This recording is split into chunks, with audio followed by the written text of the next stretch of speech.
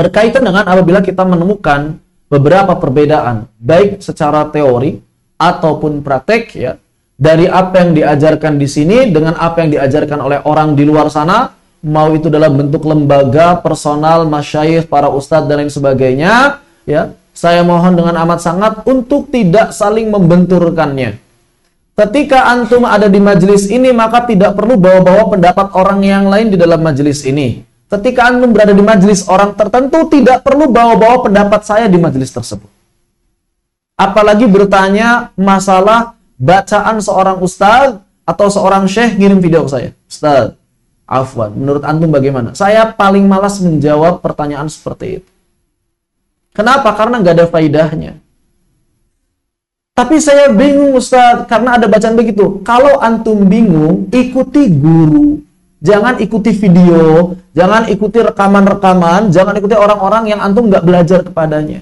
Ikuti guru, fokus ikuti guru. Kenapa antum bingung? Karena antum terlalu banyak mencari tapi belum punya standar. Itu masalahnya. Maka miliki standar dulu, baru silahkan banyak mencari. Punya standar dulu. Standar dalam apa? Standar dalam menilai dan menentukan mana pendapat yang lebih tepat dan lebih kuat untuk kita amalkan dan untuk kita ajarkan. Itu penting. Kalau kita belum punya standar, pasti akan terombang-ambing. Seperti kapal di tengah lautan yang diterpa badai. Dikit-dikit ada, wah bacaan begini. Ini bacaannya beda lagi. Ini bacaan, bacaannya begitu. Kaget terus. Tapi beda dengan orang yang punya standar. Oh, begini kalau ini versinya. Kan beda, ringan kalau udah punya standar. Oh, kalau ini mah begini. Oh, kalau itu begitu. Kenapa? Dia sudah punya standar. Maka lebih rileks dalam menghadapinya. Termasuk ketika misalnya ada teori. Ada ikut daurah. Terus kemudian pengisi daurahnya bilang, tingkatan tafkhim ada 4. 1, 2, 3, 4. Loh, kok beda sama guru saya ya? Nah, itu kaget. Loh, kok beda sama syekh yang disampaikan Syekh Fulan? Kaget. Tapi kalau punya standar, oh iya, ternyata ada mazhab yang berbeda. Selesai.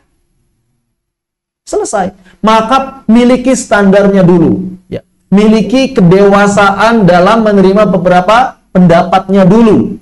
Sebelum kita belajar kepada banyak orang yang akan menimbulkan banyak perbedaan. Ini penting. Ya. Jangan sampai kemudian di majelis ini kita bingung. Ustadz, kok kata Ustadz Enu begini? Pas ke sana, Ustadz kata Ustadz Enu begini. Pas gitu. Akhirnya dia bingung sendiri. Pada akhirnya apa? Kalau nggak kuat-kuat amat, akhirnya apa? Berhenti belajar. Pusing beda-beda saya. Nah, karena tidak runut dalam belajar, tidak fokus dalam menentukan standar.